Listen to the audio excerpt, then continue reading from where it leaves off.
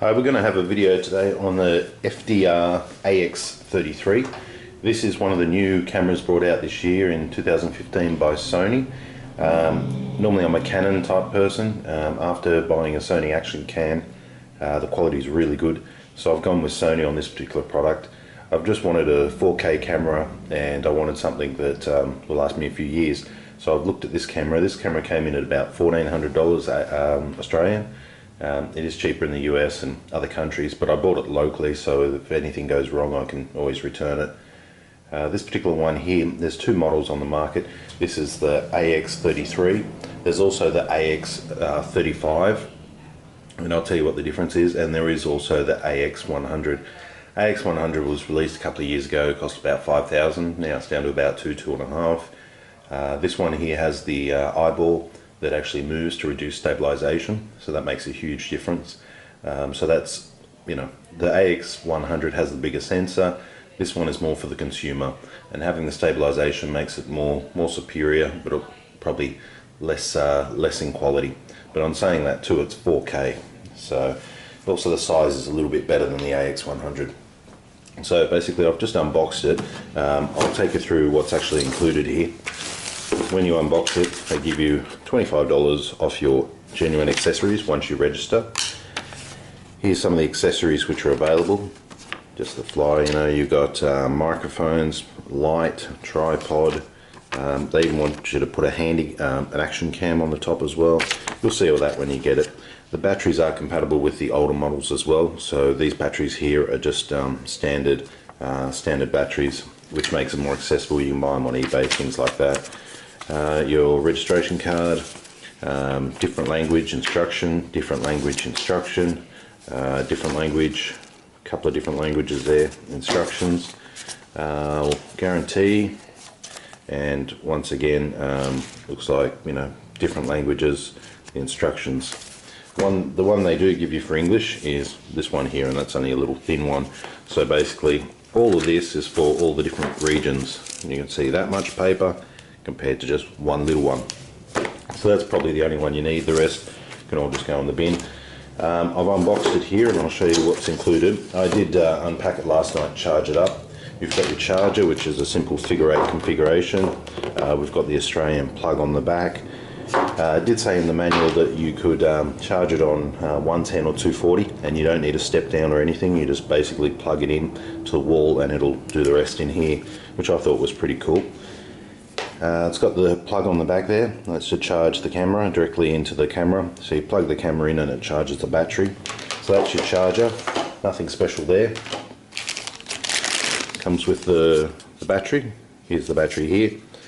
This battery here in the manual says it takes, on AC power, you'll charge it up in 222 minutes, and on USB charge, you're going to charge it up in about 555 minutes. So that's quite a while to charge.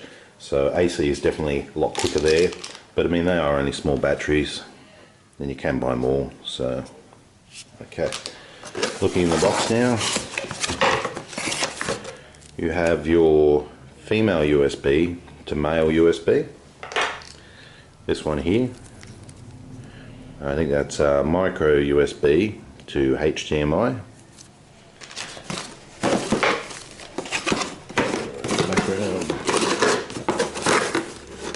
Of course, the box has all these fancy things, Wi-Fi certified. It actually does have Wi-Fi in it, and you can use that to transfer pictures according to the manual and things.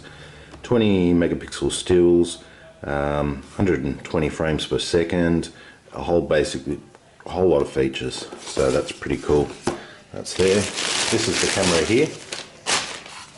Okay, I'll take you through on what we see.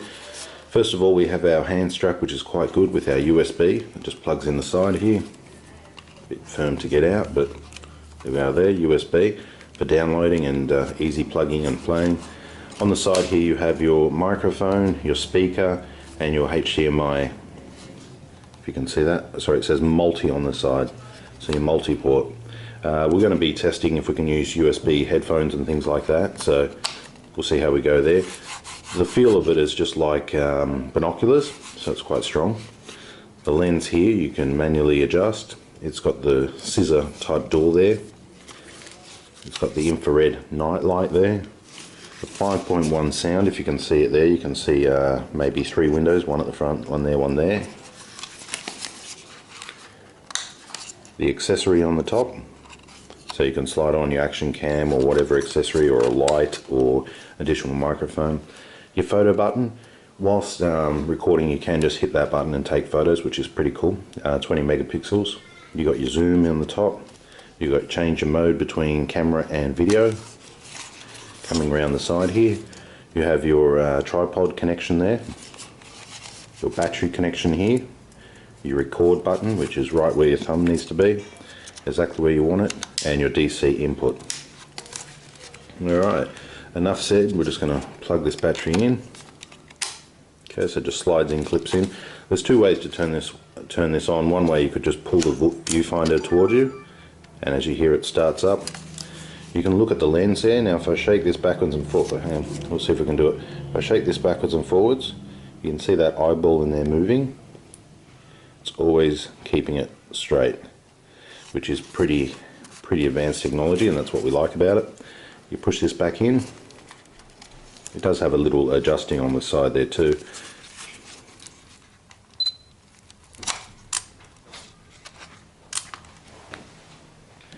Okay, so the first thing we see here is we can see our sound. First of all, it'll take you through the prompts and ask you which region you're in, set your time and date, all those sorts of things, which we've done already. It is a touch screen, so you can touch the screen, which is pretty cool. Underneath here, you have your HDMI. This will be the output, so you can plug it straight into your TV. Your play. This one here is to cancel the noise off the operator. So if the operator of the camera is making noise or talking, you push this button, it'll record what you're recording, but not the person holding the camera, which is pretty amazing. We'll have to test that later on. The night shot vision, and of course the power button and the play. This is where the SD card goes, and that is just a standard SD card. Just power that off there just to show you. Standard SD card. Make sure the SD card is going in with the triangle towards the floor, the little cutout towards the floor. So you simply just push that in. The SD card you need when you go to buy them is at least 100 frames data rate per second. So make sure you have that. This one here is just an example one. The screen itself can rotate all the way around, so that way you can watch yourself when you're actually videoing. Now this is the AX35, 3033. The 35 came with the projector on the side, and it also came with 2 little buttons to focus in your projector on here.